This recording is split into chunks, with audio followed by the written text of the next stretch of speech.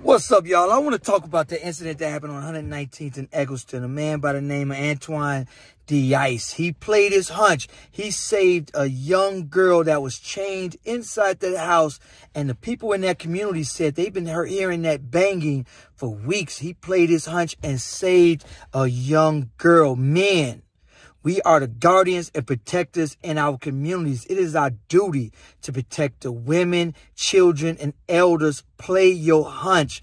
I will never forget when I got a Ring doorbell camera.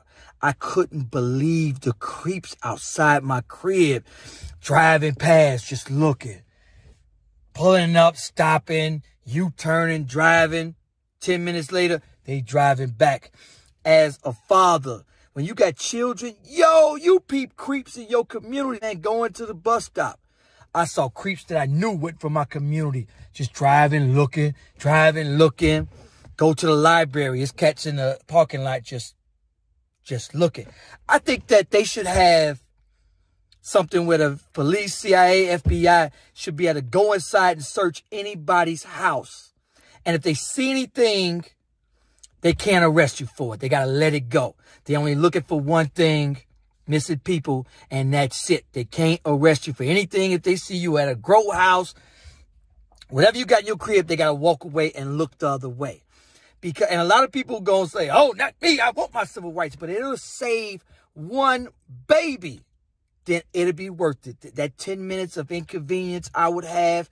And I think it's selfish for people to say, oh, no, they don't script. That's selfish to me. You know, you got to think about the babies and the families.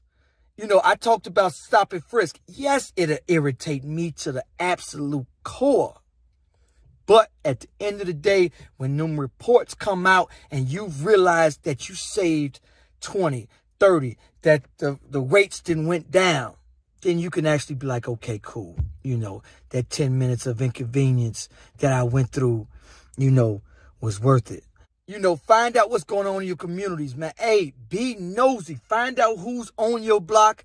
Find out who comes to your community. Find out who don't belong in your community. And play your hunch, man. When you see strange people in your communities, man, it's your job, man. It's your block. You know what I'm saying? You got to guard and protect that block, man. I had to pull one of the youngsters, man, that was speeding. And my daughter plays on this block. I had to say, hey, young brother, man, let me holler at you for a minute, man. Hey, young brother, man, my daughter is constantly riding down this, man. You know, man, bro, you know, let these children play, bro. It ain't cool, man. You right here. And he was very understanding, you know, man. I think that, you know, one thing we must teach our children is respect elders, respect them. Because, you know, now we can pull our youngsters. Today, if you pull a youngster, man, he's liable to come at you.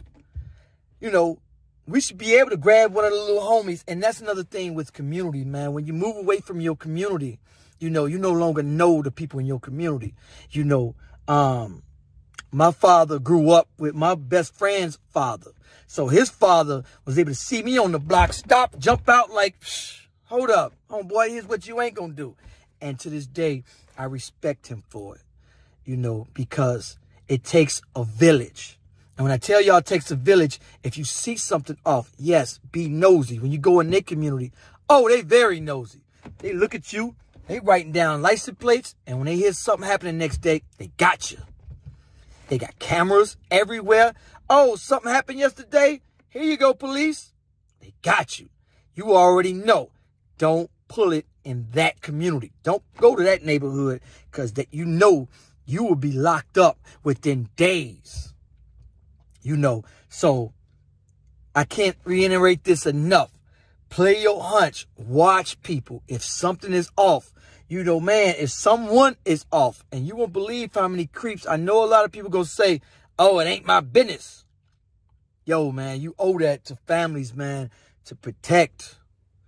And, you know, you watch that list. Go online, see that list, and see who's on your communities and see what for. And when you go on there, you won't believe who's in your community.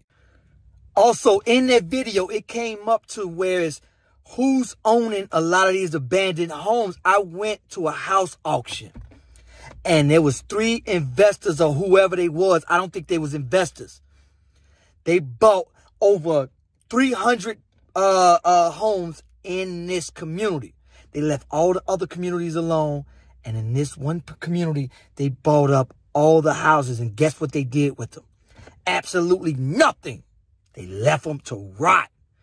What that does is bring down the property value in that community. Because if I'm an appraiser and you got 3 rotten homes on your house, now you want to sell your house.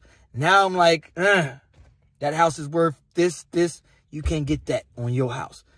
Go to your local alderman or whoever, your mayor, whoever's running that community. They need to have a clause to it whereas if somebody buys that house and they don't fix it up within 90 days, they lose that house. So make sure that ordinance is in your community, because what you would see is people buying up homes and just let them rot. And it brings down your property value. Find out if your community has that clause. We need to be more proactive in our communities.